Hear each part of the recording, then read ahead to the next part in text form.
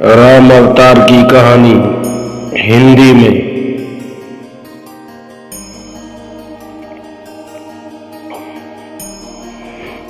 जय श्री राम।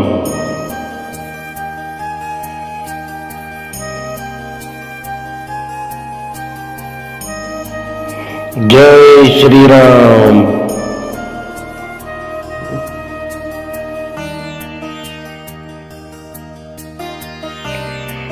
जय श्री राम।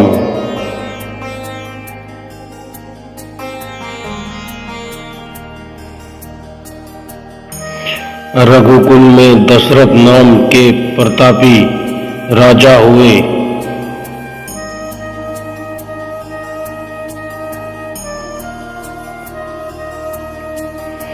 महाराज दशरथ ने 3 विवाह किए थे, पर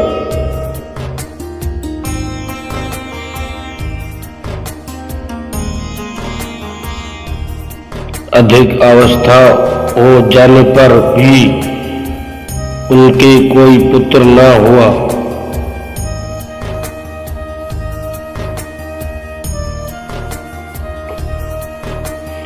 निराश होकर वे अपने कुलगुरु वरिष्ठ मुनि की शरण में पहुंचे।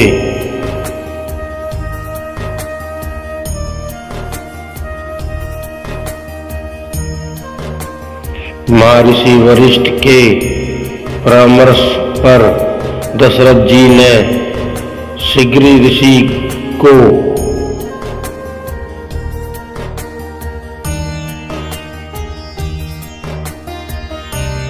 बुलाकर पुत्र यशणु यज्ञ किया। यज्ञ के पूर्ण होने पर सर्व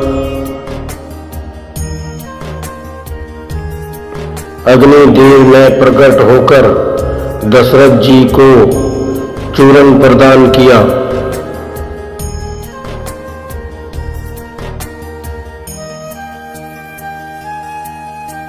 उस दिव्य चूर्ण को ग्रहण करके तीनों रानियां गर्भवती हुई।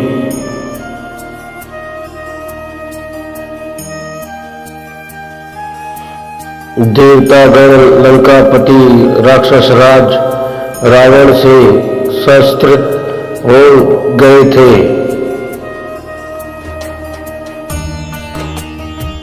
वह ऋषियों, ब्राह्मणों, देवताओं तथा धर्म का शत्रु था।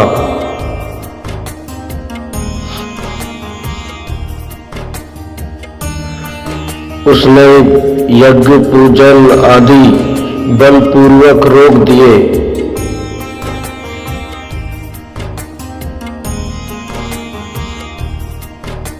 राक्षस उत्पात होकर ऋषि मुनियों का वध तथा भीषण करने लगे।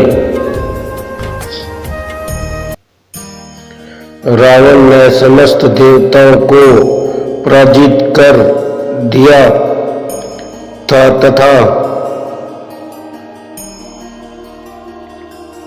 लोकपालों को अपनी आज्ञा मानने को विवश कर दिया था।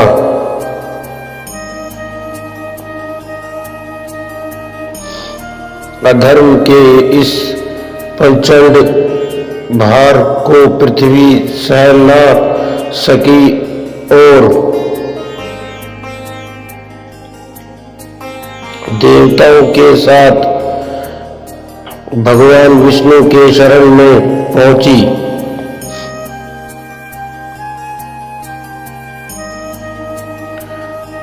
तब उनकी प्रार्थना पर भगवान विष्णु ने दशरथ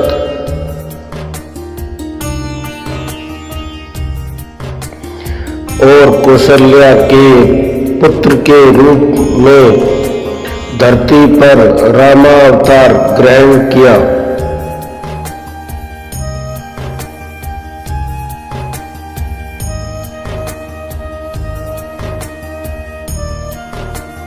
सुमित्रा के 2 पुत्र हुए, लक्ष्मण और शत्रुघ्न तथा कैकेयी को एक पुत्र हुआ, भरत। चारों कुमारों बड़े हुए और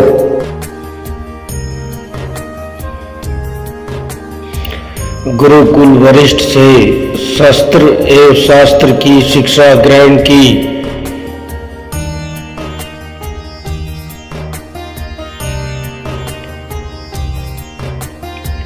एक दिन राक्षसों के उपद्रव से पीड़ित होकर ऋषि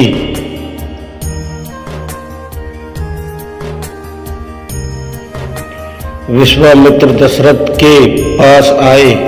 उन्होंने महाराज दशरथ के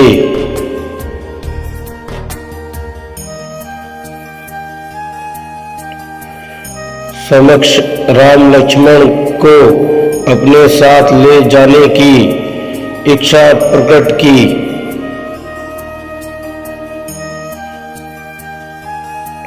यह सुनकर दशरथ जी ने उन्हें अपनी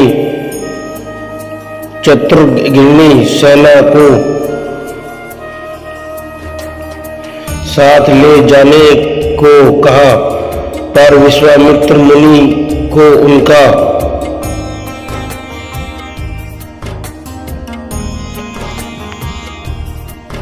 यह प्रस्ताव उचित नहीं लगा, क्योंकि उससे उनकी तपस्या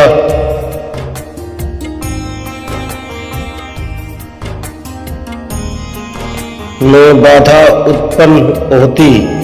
गुरुकुल वरिष्ठ के समझाने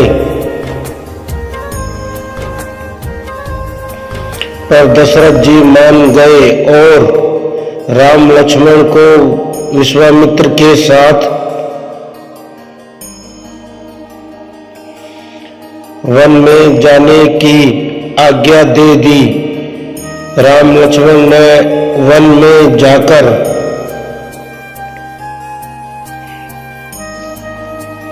समस्त तपोवन को राक्षस सहित कर दिया। ऋषियों की पूजा तपस्या पहले की ही भांति विधि रहित होकर चलने लगी।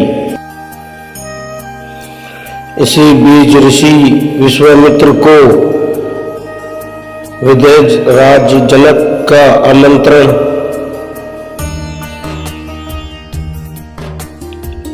मिला। उनकी पुत्री सीता का स्वयंवर हो रहा था। विश्वामित्र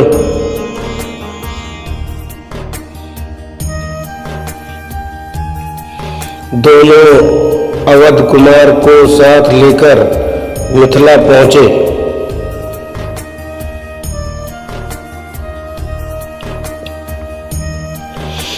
राजा जनक ने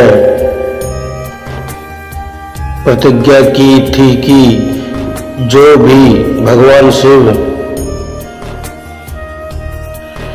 के अमोघ धनुष को तोड़ेगा, उसी के साथ सीता का विवाह होगा। मिथिला नरेश की यह प्रतिज्ञा प्रभु श्री राम ने पूर्ण की।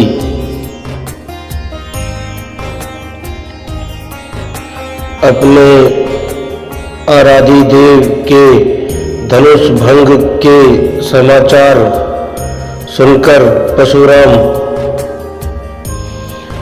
जी क्रोधित होकर वहां पहुंचे, पर राम की शीतल शक्ति और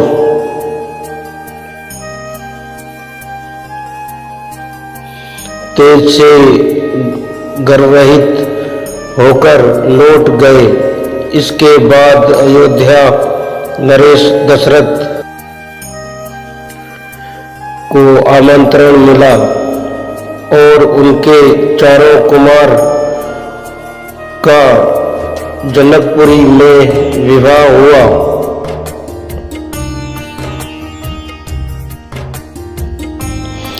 दशरथ और वरिष्ठ के साथ पूरी प्रजा भगवान श्री राम का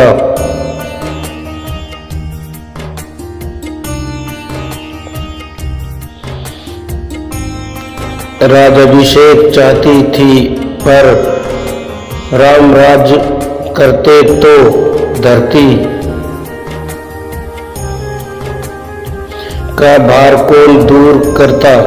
देवताओं की प्रेरणा से माता कैकेयी को मोह हो गया और उन्हें दशरथ जी को वचनबद्ध करके भरत के लिए राज्य और श्री राम के लिए 14 वर्ष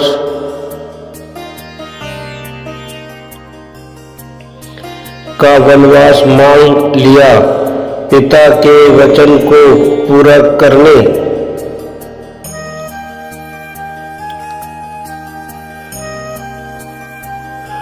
के लिए श्री राम, लक्ष्मण और सीता जी के साथ तपस्वी के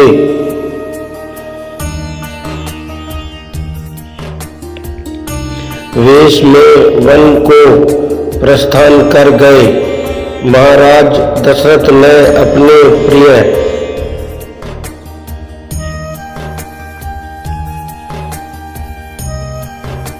पुत्र के वियोग में प्राण त्याग दिए। जब यह प्रकरण हुआ तब भरत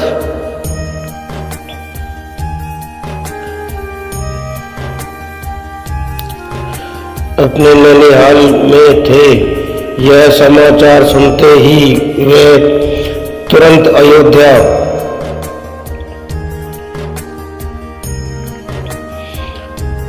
वापस लौटे आए और पिता का अंतिम संस्कार किया।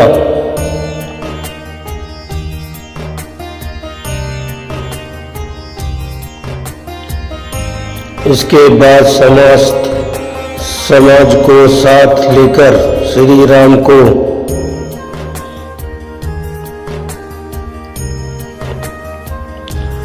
लौटाने चित्रकूट पहुंचे, पर श्री राम की आज्ञा से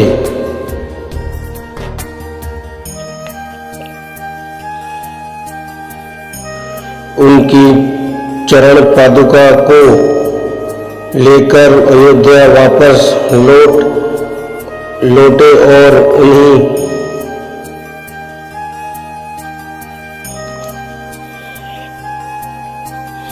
चरण पादुकाओं को भगवान श्री राम के प्रतीक रूप में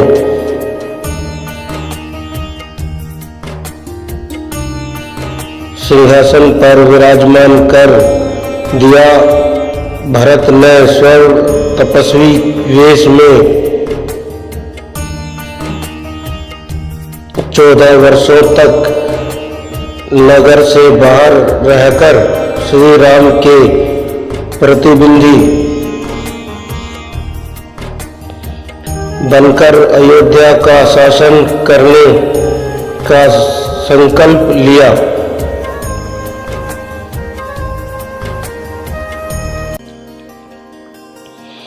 भगवान श्री राम ने चित्रकूट में महर्षि अंत्री और सती अनुसुईया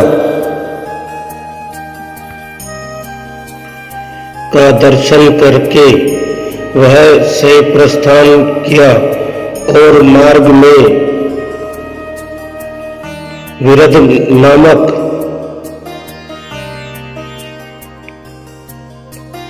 एक असुर का वध किया। चित्रकूट से आगे बढ़ने पर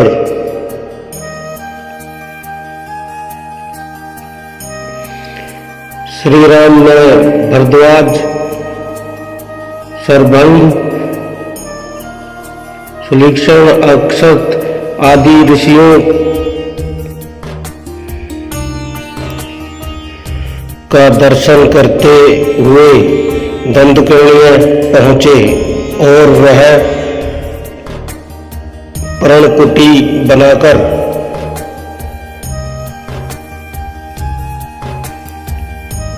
वनवास का समय व्यतीत करने लगे। एक दिन वन में विचरते हुए वहां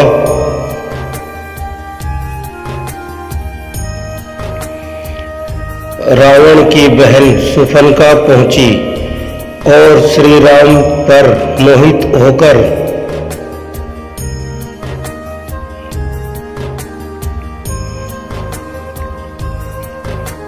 उनसे प्राण निवेदन करने लगी। तब मर्यादा पुरुषोत्तम श्री राम की आज्ञा से लक्ष्मण ने सुफनका के नाक और कान काट दिए। नाक कान कटने पर वह अपने साथ खर और दूसरों को लेकर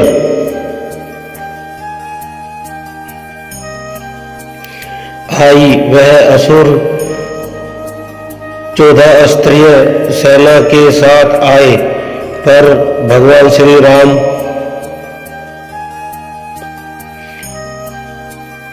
के तीक्ष्ण बाणों के भोग बन गए। इसके बाद सुफनका रावण के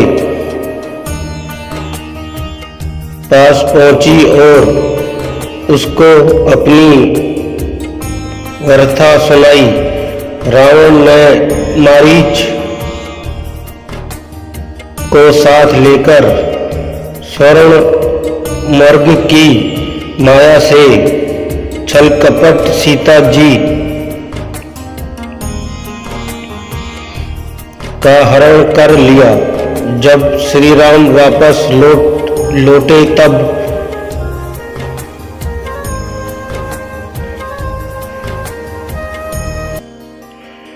कुटिया को खाली देखकर सीता जी की खोज में निकले।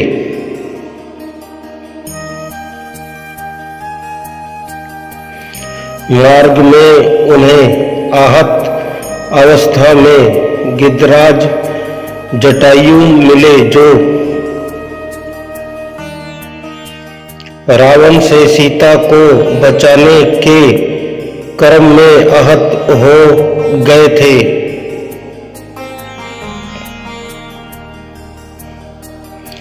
जटायु ने श्री राम के गोद में ही प्राण त्याग दिए।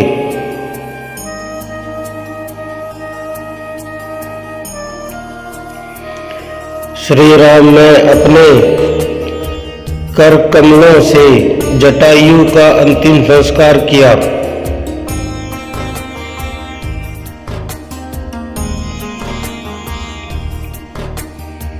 इसके बाद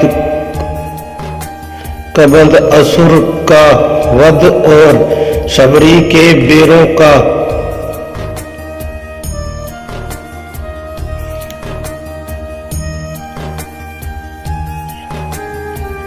आस्वादन करते हुए वे पंपासुर पहुंचे। वहां प्रभु श्री राम हनुमान जी से मिले। हनुमान जी ने भाई बाली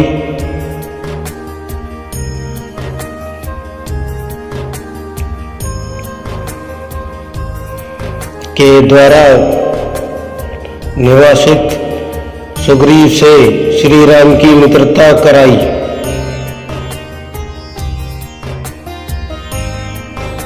इसके बाद श्री राम ने बाली वध करके सुग्रीव का राज्याभिषेक किया। सुग्रीव की आज्ञा से भालू और वानर दल सभी दिशाओं में सीता जी की खोज में निकले। तब महावीर हनुमान जी ने लंका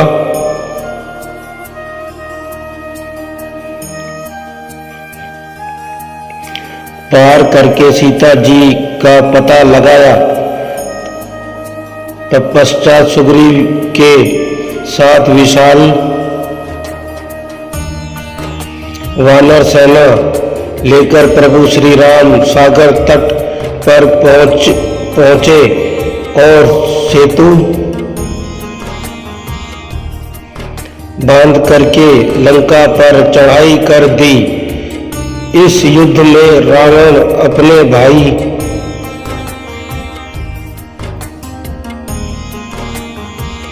कुंभकर्ण पुत्र इंद्रजीत और समस्त राक्षसी सेना के साथ मारा गया। लंका पर विजय प्राप्त करके वहां का शासन विभीषण को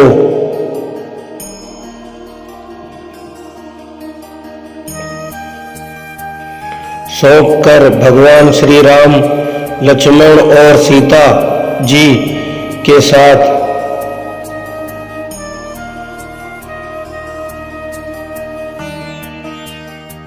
पुष्पक विमान से अयोध्या वापस लौट गए और अयोध्या के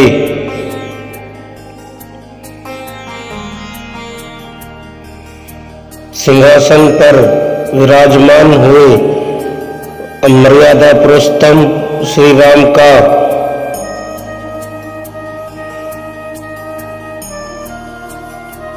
रामराज्य आज भी सुशांत, स्वस्थता और शांति का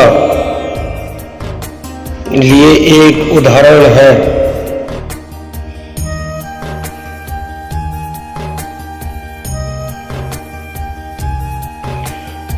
अगर हमारी कहानी आपको पसंद है तो वीडियो को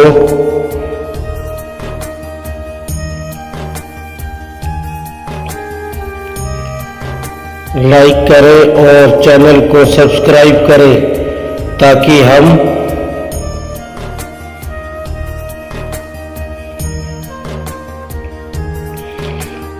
आपके लिए और अच्छी कहानियां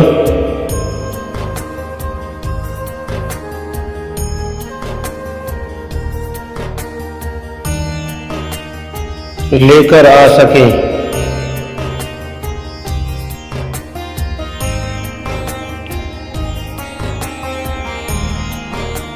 और कमेंट करके बताएं हमारी कहानी आपको कैसी लगी।